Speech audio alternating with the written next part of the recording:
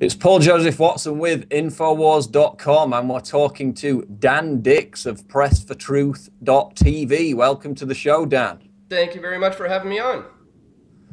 Well, what I want to know, Dan, and what a lot of the viewers will want to know is how you got involved in the truth movement, how it came about, and what advice you would give to other budding activists who are trying to, carve out their role in this movement. Sure, to give you a bit of the backstory and how I got involved, I first became aware of some of these issues back in, it was 1998, 99, around that time when I was in school.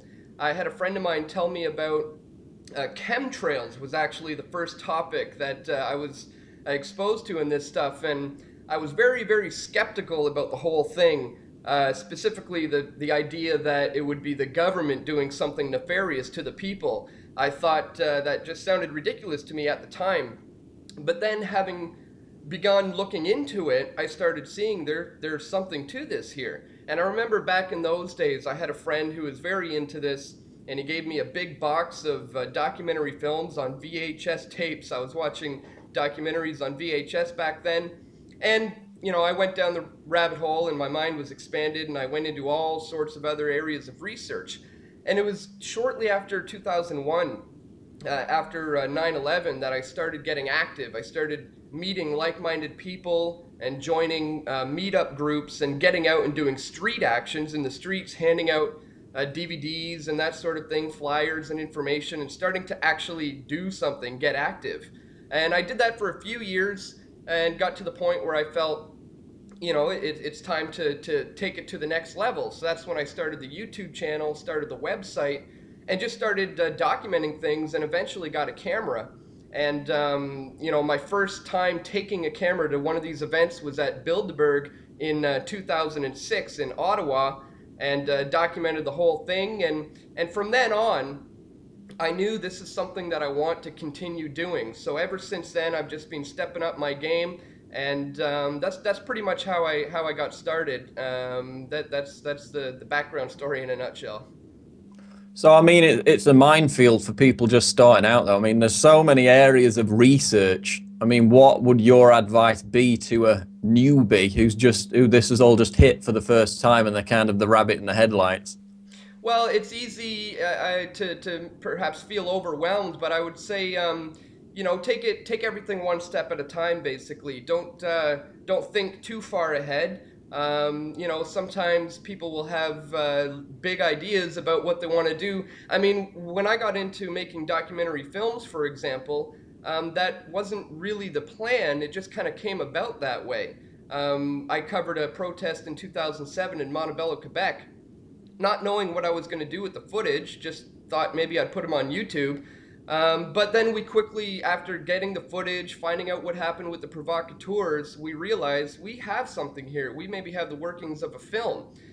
So it's just really, it's about kind of taking it one step ahead, one step at a time, not thinking too far ahead about what the end piece is going to be. And just taking it one step at a time is what I would say. I mean, that's good advice. Once you've got the content, you can work it around anything, and you don't necessarily have to jump straight into it. You can wait to see, where the pieces fall. I saw the excellent Occupy Bilderberg 2012 video, which you did on YouTube yesterday. You were actually out in the streets of Toronto asking people what they thought or if they'd even heard of the Bilderberg group. Tell us what kind of response you received. Well, pretty much everyone said no. Just about everybody said no, they've never heard of it. But then when I started to give them the background, the story, and I explained to them just who these guys are, some of them, with the kind of cognitive dissonance that goes on, just said, yeah, it doesn't mean anything to me. That's has nothing to do with my world. And some of them just brushed it off. And then some of them said, that sounds familiar. I think I've seen a documentary on that. Are you referring to secret societies or those sorts of things? And so, although they haven't heard the word Bilderberg, there were still a small percentage of people who were aware of this concept that people meet in secret, and that there is the few who are controlling the many. So it was great to get out in the streets and tell people about that, especially with this one coming up. And in that particular video, I really wanted to focus a little bit on the Canadian connection because that's sometimes overlooked. Bilderberg has a huge influence on Canadian politics. Some people don't realize that, Pierre Trudeau and Jean Chrétien and Paul Martin, Stephen Harper, all these guys have attended the Bilderberg conferences. And not only on our economy is highly affected too. We got the head of TD Bank, head of Royal Bank, head of the Bank of Canada, all attending Bilderberg. And as I point out in the video as well, their influence over the media is clear.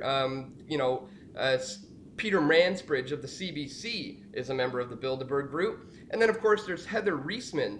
This lady is the CEO of Chapters and Indigo Books, and she's on the steering committee for Bilderberg. So she's plays a big role in finding new recruits and recruiting people to the meetings, people who have something to do with whatever they're going to be talking about that year. So in that video, I wanted to focus somewhat on the role that Canadians play, and I hope we got that out there to people because, as I said, Bilderberg has a huge influence on Canadian politics. And to me, watching that video, it also came across quite clearly that there's a kind of double-edged sword out there with the awakening, which is the fact that a lot of people are becoming aware of Bilderberg and the general issues surrounding it. But then, on the flip side, a lot of people are becoming dumber and dumber, and they not only do they not know about Bilderberg, they barely know who the Prime Minister is, who's the head of the World Bank or anything like that. They have no interest whatsoever. So it really came across the fact that while there's a great awakening going on, there's a lot of people who are getting dumber and dumber, unfortunately.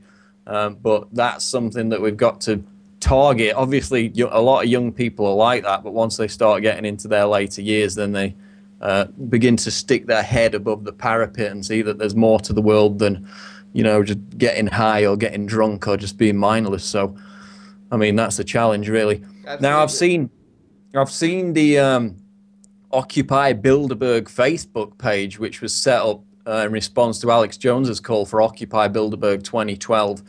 And we've got 800 people on there who have said they're attending. Of course, that's not a guarantee, but then there's another 500 or so who said they may attend.